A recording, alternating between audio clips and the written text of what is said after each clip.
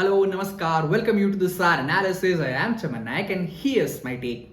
Well, the next geopolitical power isn't the country with the most satellite, but the ones who owns the world's data center in space. Well, think about this. Artificial intelligence is consuming electricity faster than the nation can build power grids. Data centers are running out of land, water, energy, and now a US startup believes that answer isn't underground, it is above the earth.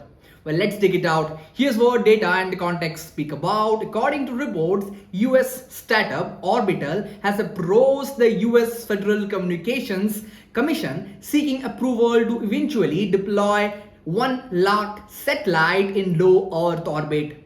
Well, its ambition is extraordinary for sure. Instead of using satellites only for communication, Orbital wants them to become space-based AI data centers that are capable of delivering nearly 10 gigawatts of computing power in coming years.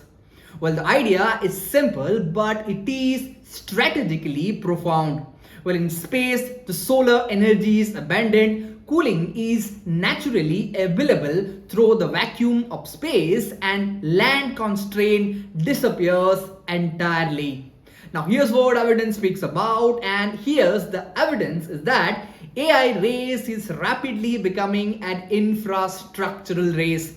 For decades, countries competed over oil. Today, they are competing over semiconductor chips. Tomorrow, they may compete over computing capacity in orbit. Now, if launch cost continues to fall, driven by the reusable rockets like SpaceX, Starship, the space-based computing could shift from science fiction to this strategic infrastructure, where the battlefield of the geopolitical competition is no longer limited to ocean, energy pipelines, or undersea cables. It is expanding to low Earth orbit. Now the question arises, why does this matter? Well, the implication can extend far beyond technology. Who regulates the orbital data center? Which country laws govern AI processing in space? And who protect these assets during geopolitical conflict?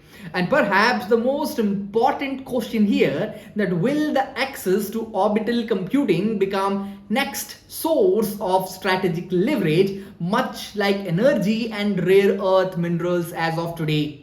For nations such as United States, China, India, and European Union, this is no longer just a commercial opportunity. It is becoming a question of technological sovereignty, and most importantly, it's a question of national security.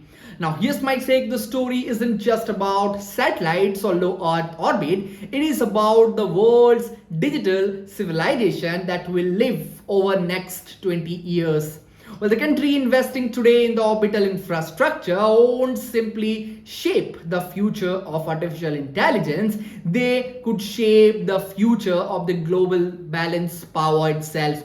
Because the next space race might not begin with the reaching of Mars or orbital infrastructure. It may be about deciding who controls this artificial intelligence before it ever reaches the Earth. That's all from today's analysis. I will be back with another episode. Till then, thank you for watching this.